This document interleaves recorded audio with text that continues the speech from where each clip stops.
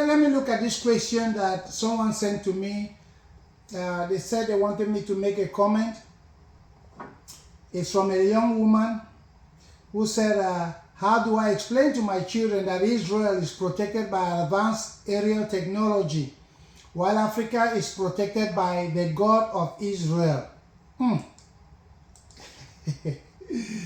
Now, wow, this is funny. There are a couple of things right here. Israel is not a religious country. Israel is not a Christian nation. Everyone should know that by now, that Israel has Christian relics and landmarks, but it is not a Christian nation. That's something to take note of. They have rejected God and sought their own protection. Now, Israel's improvement in technology and every other domain is not because of Israel alone. The West created Israel, created a nation of Israel. And because they created a nation of Israel, they had the burden to help it survive. So they began to equip it. That's something you want to look at. Then, if you're talking about technology, technology is not just about aerial, it's how to protect yourself too. So, how many people did coronavirus kill in Israel? And how many people did coronavirus kill in Africa? I mean, if we're talking about technology, it's not just about going to the sky or whatever thing, or to the moon. Now, you want to compare that? Let's look at how much money did Israel receive from the US, or how much money does Israel even receive from the US yearly? Every year, if I'm not mistaken, Israel receives at least 3.7 billions. 3.7 billions every year. And the same US gives 6.5 to 7.5 billions to the whole of Africa. Israel has a population of 9.2 millions, and Africa has the population of about 1.2 billion. Israel is one nation.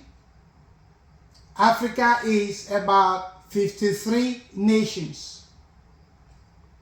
So, you want to compare, if they can give to one nation that amount of money, and they give to Africa, which has about 53 nations, how do you expect them to have a lot of development?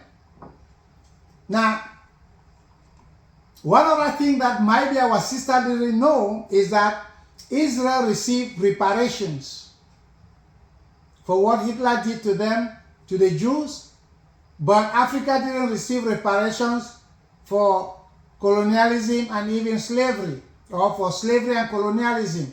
So think about it. You see, you cannot even compare. You can even talk that. You cannot even make the comparison because it's non sequitur. It has no basis. You can't even make that stuff. And then when you talk about your children having to worship, you mean that people who don't worship God, they are very successful, right? So all those countries, enemies countries, countries that are with, or some of them with African traditional religions, or some of them even Muslim countries who don't believe in Christianity, how well are they doing? How successful are they? Now, the United States that is today the reference. The bulk of the things that they did was they were being guided by the Puritans, and because of them, there was a lot of morals that kept them straight.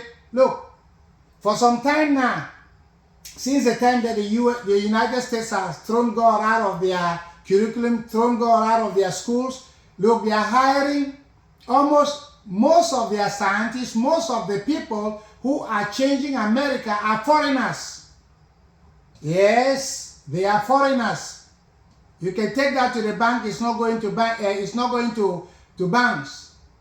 Look at Google and the rest and all these people who are leading all these companies. You know, Where are they from? Think about it. So we can't even ask that question. My sister, look for another argument.